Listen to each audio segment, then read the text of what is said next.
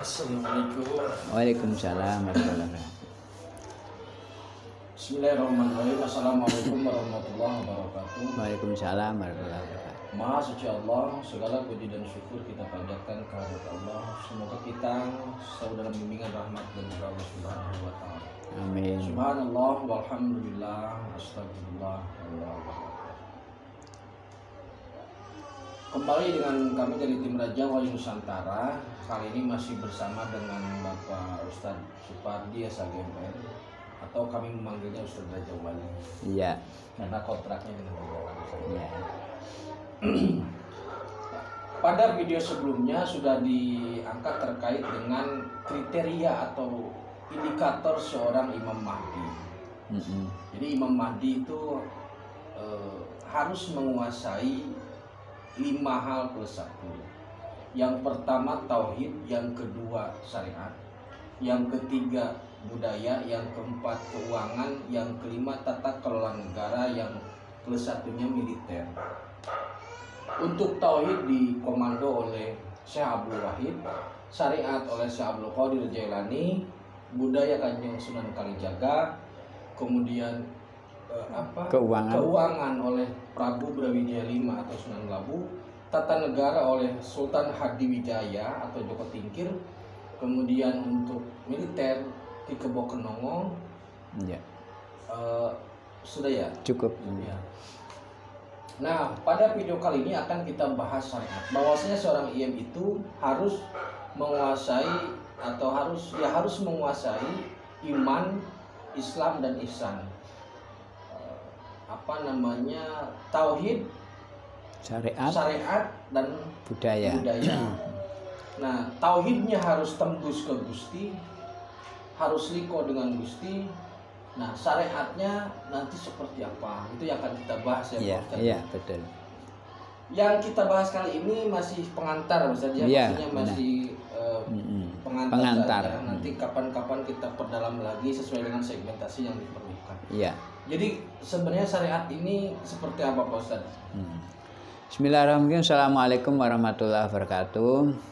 Alhamdulillahirabbil alamin. Kita bersyukur kepada Allah SWT. Mudah-mudahan keberkahan, keselamatan jatuh buat kita semua. Amin. Saudaraku yang dimuliakan Allah SWT, bahwa tim Raja Wali Nusantara akan membahas tentang Imam Mahdi dari kriteria tauhid tadi Syekh Abdul Wahid, dan kedua dari syariat yaitu yang dikomandoin oleh Syekh Abdul Qadir Jailani. Syariat, kemudian budayanya Kanjeng Sunan Kalijaga.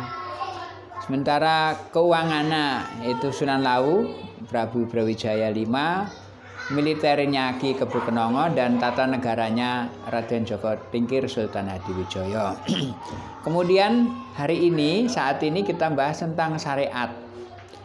Saudaraku, bahwa syariat yang dipimpin oleh Syekh Abdul Qadir Jailani ini adalah Sunni.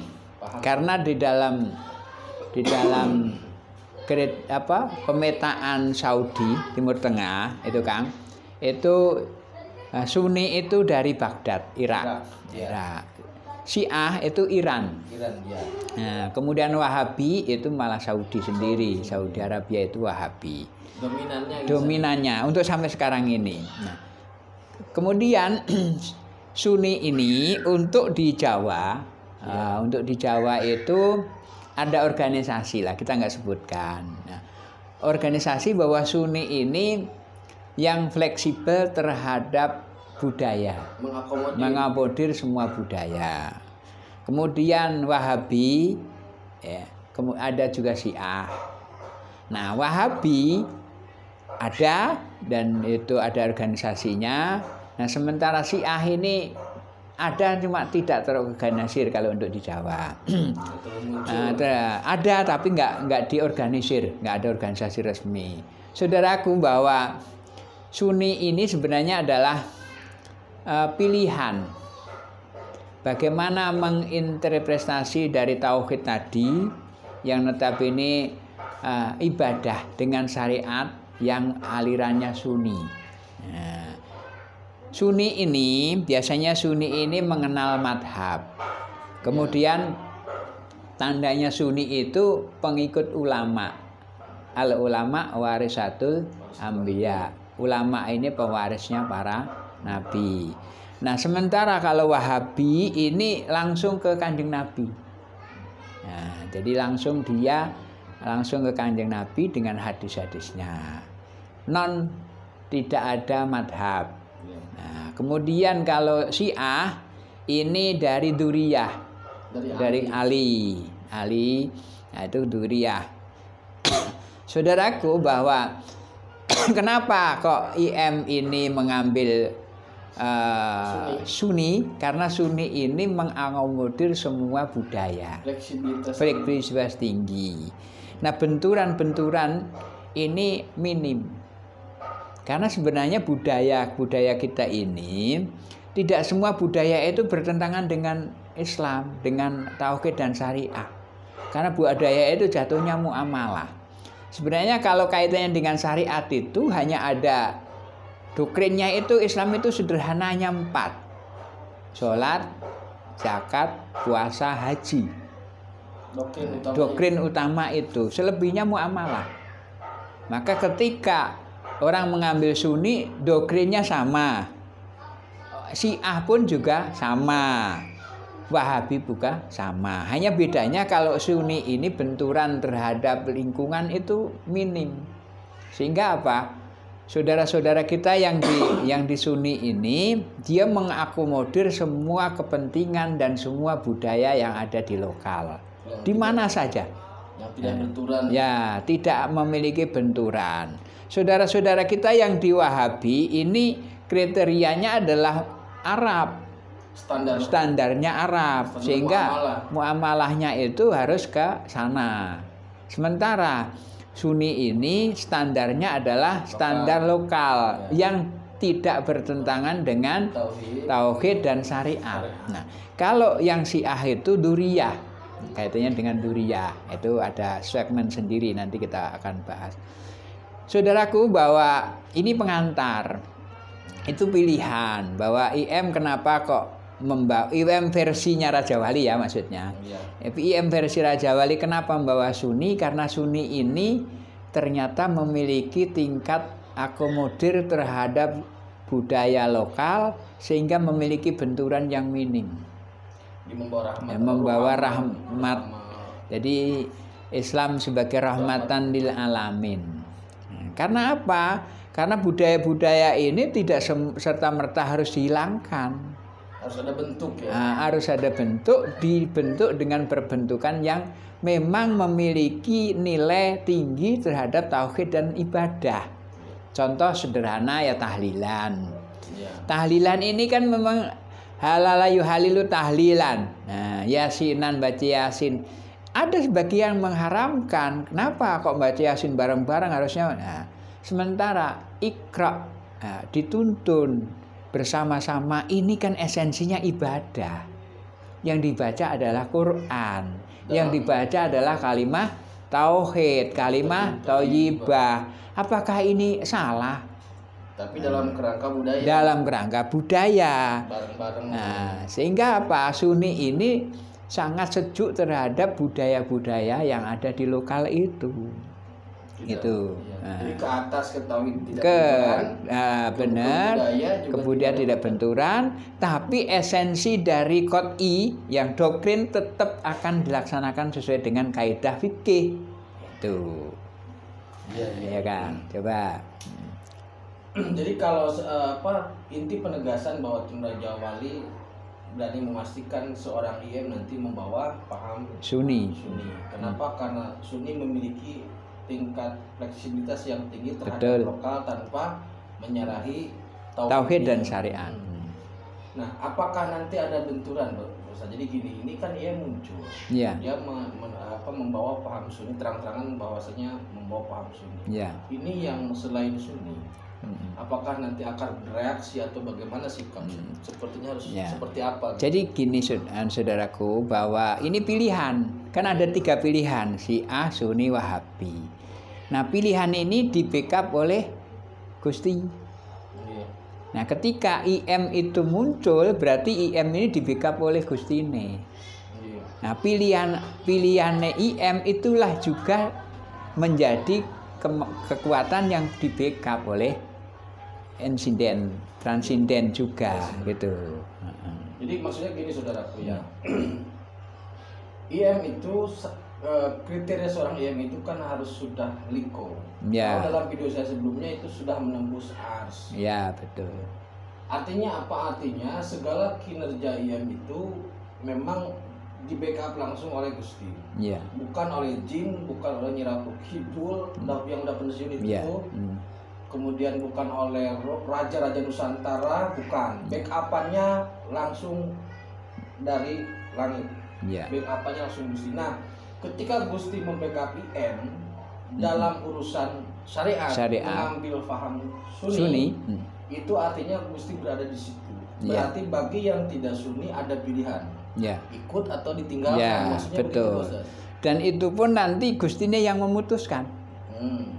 Kita manusia, makhluk semua hanya bisa berusaha.